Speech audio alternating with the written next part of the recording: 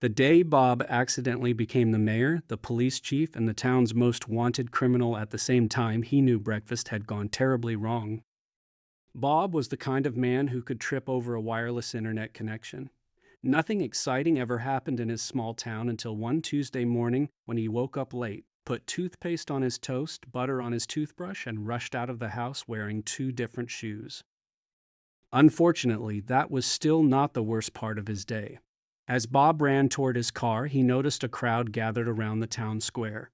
Curious and already late for work, he squeezed through the people and discovered a giant banner hanging from City Hall.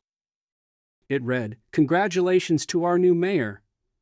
Bob looked around, wondering who had won the election. Then everyone started clapping and staring directly at him. "Why are you looking at me?" Bob asked nervously. The town clerk walked over, shook his hand, and said, "Mayor Bob, we're so proud of you." Bob nearly swallowed his own tongue. Apparently, during the previous night's online voting event, a computer glitch had mixed up candidate names. Somehow, Bob's name had been selected as the winner despite the fact that he never ran for office and didn't even know an election was happening. Before he could explain, reporters surrounded him. Microphones appeared in his face like an invasion of confused squirrels. "Mayor Bob, what are your plans for the future?" one reporter asked. Panicking, Bob replied, "I think all pigeons should wear tiny hats." The crowd cheered wildly. Another reporter shouted, "What about taxes?" Bob responded, "Less taxes for people who own pet turtles." Even louder cheering followed. Within 20 minutes, his approval rating reached 89%. Nobody knew why. Meanwhile, Bob's boss called asking why he was late for work. Bob explained he had accidentally become mayor. His boss laughed for 10 seconds straight and fired him because he thought Bob was making excuses. With no job and an entire town expecting leadership, Bob figured he might as well try. His first official decision was to install free donut stations around town. His second decision was to declare every Friday Casual Wednesday. Nobody understood what that meant, but people loved it. By lunchtime, Bob had become the most popular mayor in local history. Unfortunately, popularity attracts attention. Across town, a small-time criminal named Jimmy, the ferret, Malone, was planning to rob the town museum. Jimmy wasn't very bright. In fact, he once got arrested trying to break into his own house. When he heard the town had a new mayor, he assumed security would be distracted and decided tonight was the perfect night for a heist. Meanwhile, Bob attended his first council meeting. Everything seemed normal until someone asked where the police chief was. The room became silent. Apparently, the police chief had retired that morning and forgotten to tell anyone. The council members looked at one another. Then they looked at Bob. Bob immediately recognized that look. It was the same look people give when they're about to assign responsibility to the least qualified person in the room. "Absolutely not," Bob said. 5 minutes later, he was officially acting police chief. By evening, Bob had no idea what he was doing. He spent 30 minutes trying to salute a parking meter because he thought it was a security robot, yet somehow everyone believed he was a genius. That night, a storm rolled over town. Thunder shook the streets while Jimmy the ferret sneaked toward the museum wearing an all-black outfit that somehow included bright pink slippers. Inside the museum sat the town's most valuable treasure, a giant golden potato worth millions of dollars. Nobody knew why it was worth millions. It was just a potato made of gold. Jimmy carefully picked the lock and entered the building. At the exact same moment, Bob was conducting his first police patrol. Unfortunately, he was driving backward because he accidentally parked in reverse and couldn't remember how to fix it. While trying to turn around, Bob crashed into a fire hydrant. Water exploded into the air like a geyser. The noise startled Jimmy inside the museum. He dropped his flashlight, tripped over a display case, and accidentally activated every alarm in the building. Sirens screamed across town. Bob saw flashing lights and immediately assumed aliens were invading. He raced toward the museum, slipping on wet pavement, falling over 3 trash cans, and somehow arriving faster than anyone else. As he burst through the museum doors, he slipped on a puddle, flew through the air, and landed directly on top of Jimmy. The criminal was instantly captured. The newspapers called it the most impressive arrest in town history. Bob called it gravity. The next morning, he woke up famous, again. Headlines praised his bravery. Citizens brought him gifts. Someone even gave him a trophy shaped like a squirrel riding a motorcycle. But while the town celebrated, a mysterious letter arrived at City Hall. Written in red ink, it contained only one sentence.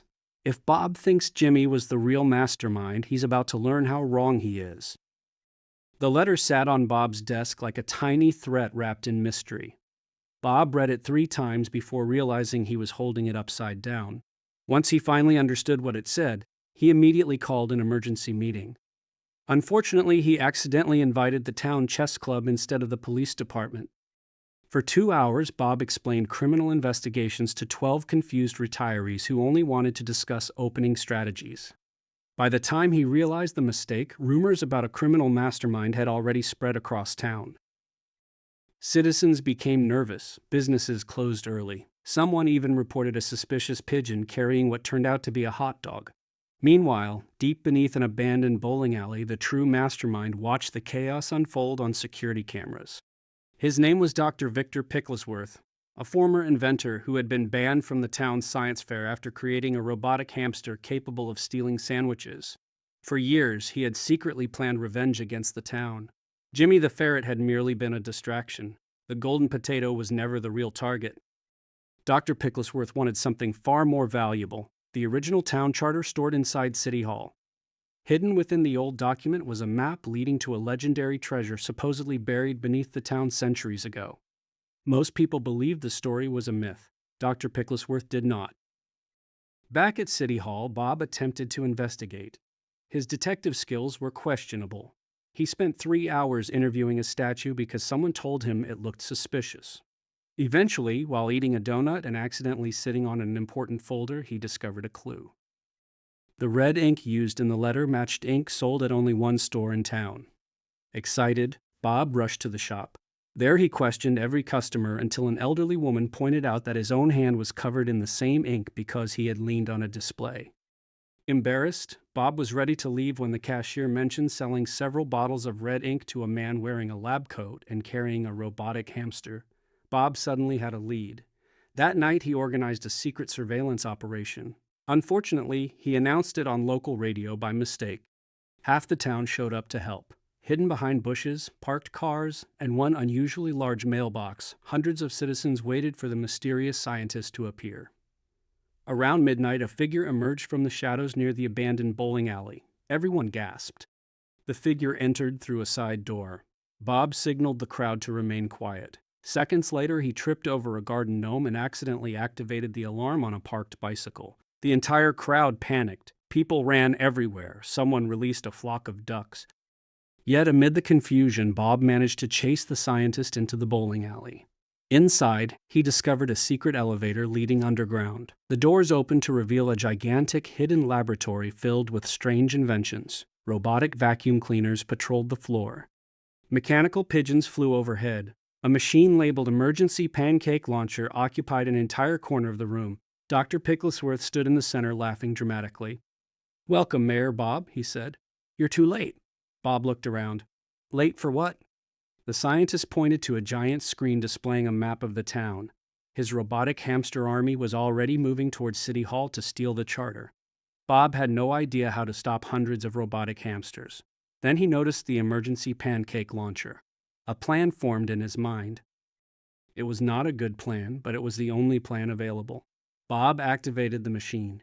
Thousands of pancakes blasted through the laboratory like delicious frisbees.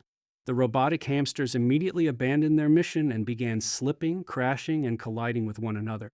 The underground base descended into complete chaos. Dr. Picklesworth tried to escape using a jet-powered office chair, but he accidentally flew into a stack of cardboard boxes and became trapped. Within minutes, the police arrived and arrested him. The town celebrated once again. The charter was safe. The treasure map was recovered. Naturally, everyone wanted to know whether the legendary treasure actually existed. A week later, the entire town gathered at the location marked on the map. Workers dug for hours. Finally, their shovels struck something solid. Excitement filled the air. Cameras rolled. Bob helped open the ancient chest buried underground. Inside, they discovered 3 rusty spoons, a coupon that expired 200 years ago, and a note that read, "Congratulations, the real treasure was wasting everyone's time." The crowd stared in silence. Then they burst out laughing. Even Bob laughed. After everything that had happened, it felt like the perfect ending. Bob remained mayor for several more years. He never became smarter, but somehow that didn't matter.